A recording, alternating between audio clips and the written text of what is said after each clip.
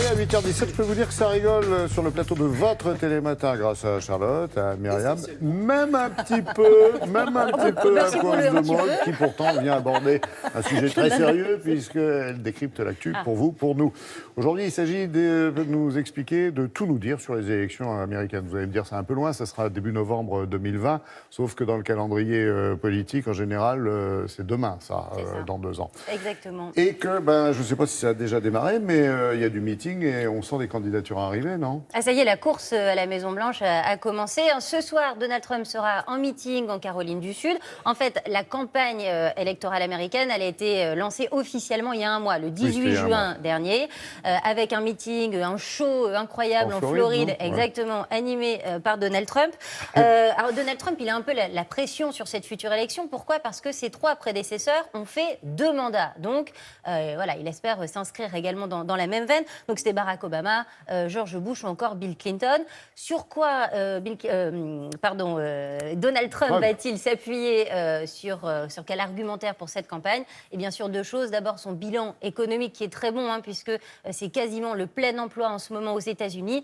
Et deuxième ligne, ça va être l'immigration. On sent déjà que c'est vraiment la thématique sur laquelle il va vraiment axer toute sa communication, avec notamment une salve de tweets xénophobes ces derniers temps. Donc on sent que c'est vraiment l'axe de communication de Trump pour cette campagne de 2020. Oui, c'est sûr qu'il va la soigner parce qu'il n'a pas envie d'aller dans le mur, comme on dit. C'est ça. Ok, excusez-moi. Qui sont les candidats déclarés? Il y en a, hein? Alors, il y en a. Alors, du côté des Républicains, on ne peut pas dire que ça se bouscule au portillon. Donc, on a évidemment Donald Trump qui s'est donc déclaré candidat. Et il y a aussi William Weld, donc Bill pour les intimes.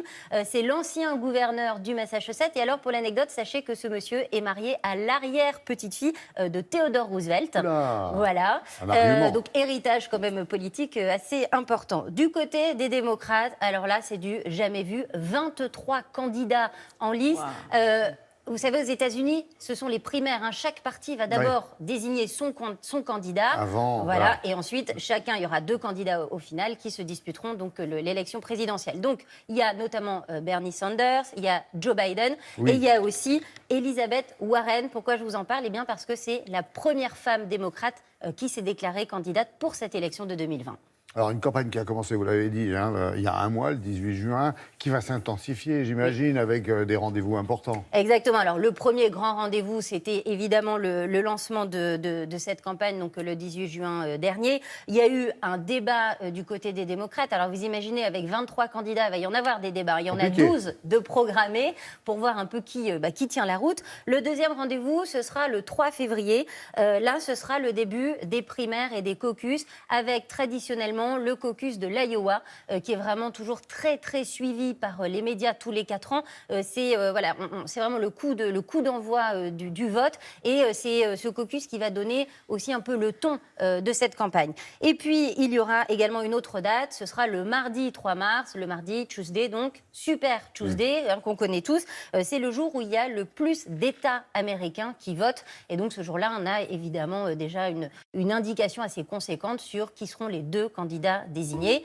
Ces 2 candidats, ils seront ensuite intronisés officiellement en grande pompe lors des conventions. Il y aura d'abord la convention démocrate qui sera du 13 au 16 juillet 2020, donc dans un an. Et chez les Républicains, ce sera fin août, du 24 au 27 août. Là, on aura les 2 candidats. La campagne durera jusqu'en novembre. Le 3 novembre 2020, l'élection du futur président ou de la future présidente américaine, mais qui ne prendra ses fonctions qu'en janvier de l'année suivante.